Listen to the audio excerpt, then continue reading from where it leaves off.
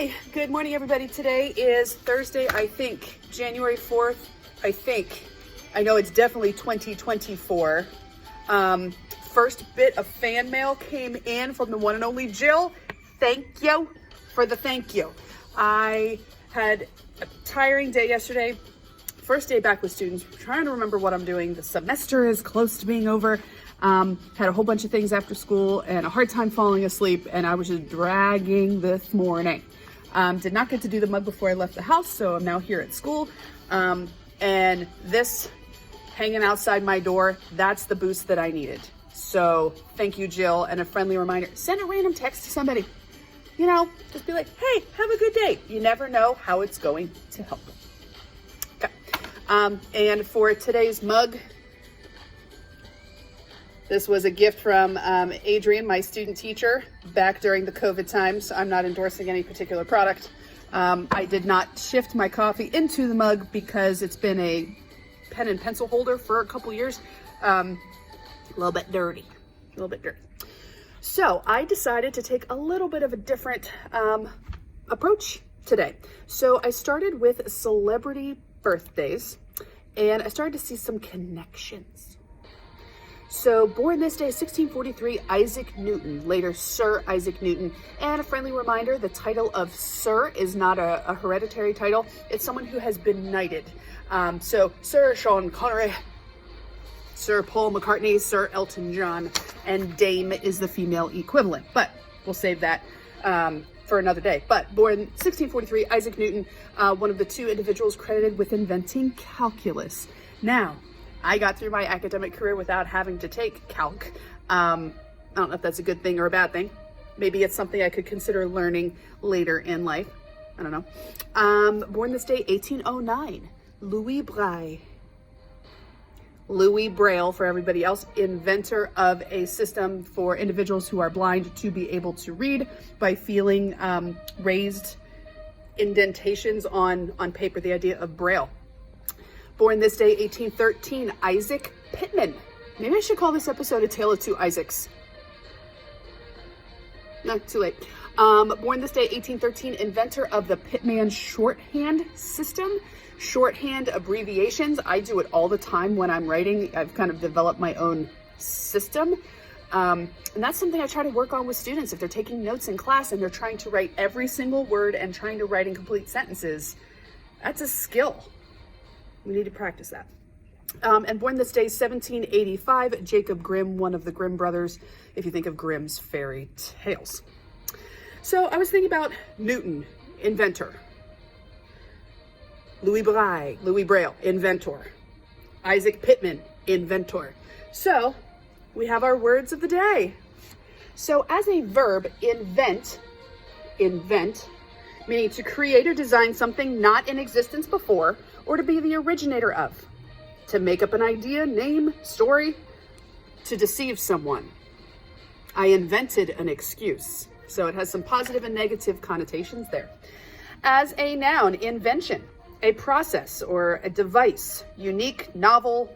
It could be a method, a composition, an idea, or a process. Interesting. Coming from the Latin, hence the title of this episode, Invenire. Invenire. And by the way, I added a little bit of an Italian spin, which makes sense because the Romans were in Italy. But when I took high school Latin, we never had to practice talking because nobody speaks Latin anymore. So we're going to go with a little Italian, invenire, meaning to find. So I was a little bit puzzled by this. So from invenire, to find something, but to create something is to invent. Like you're finding a new process or a new way to do something. I don't know. I just never thought about it that way before. If we're thinking about inventions, I'm going to ponder that. Let's get to our, but I left them at home. My little cutouts at home. Daily dose of Hanks. Thinking about, Tom Hanks did release an app. It was called the Hanks Writer because he's a collector and lover of typewriters. But I don't know how much he actually came up with the idea and did the coding for it. I'm not sure. But two films that I immediately thought of, one was Castaway. So in the film Castaway, be it, on plane crash on an island by himself, and there's the volleyball Wilson, because the volleyball brand name is Wilson with the bloody handprint. Okay. But having to, if I look back at my definitions, create or design something not in existence before, in order to be able to survive. Necessity is the mother of invention. I was just reminded of that. That was fun. And I'm only halfway through my coffee. Very awesome. Okay, another one I've not gotten to see yet on the newer side, a film called Finch. I'm assuming, like, I don't know if it's considered post-apocalyptic, but a guy invents a robot to take care of his dog when he passes away. Kind of a sad story. I haven't seen it yet. I was just reading the descriptions, but invention, robot, I think it counts. And if we think about inventions on the creative side, thanks to US law, there's the idea of copyrights. I think we've talked about copyrights and patents previously on the mug. And this week in the news, Steamboat Willie, originally released November 1928 from Disney. So that's it's black and white. It's Mickey Mouse, probably not what you first think of Mickey Mouse. So his snout is a little bit longer, and he's going with the boat, da da da da da da da da da da da da. But the reason why it was so impressive is first use of synchronized sound in this cartoon, exposure to Mickey Mouse, exposure to the character of Minnie Mouse. The original expiration of the copyright was set to expire in 1984. So copyright is that someone can't use that image in order to make a profit. So Disney and all of their lawyers lobbied the government in the 1970s in anticipation of this copyright being set to expire. And in 1976, US law was changed to allow copyright protections author's life, the duration of author's life plus 50 years. In the 1990s, Disney went back again with some other companies as well, did some lobbying, author's life plus 70 years for that copyright to continue.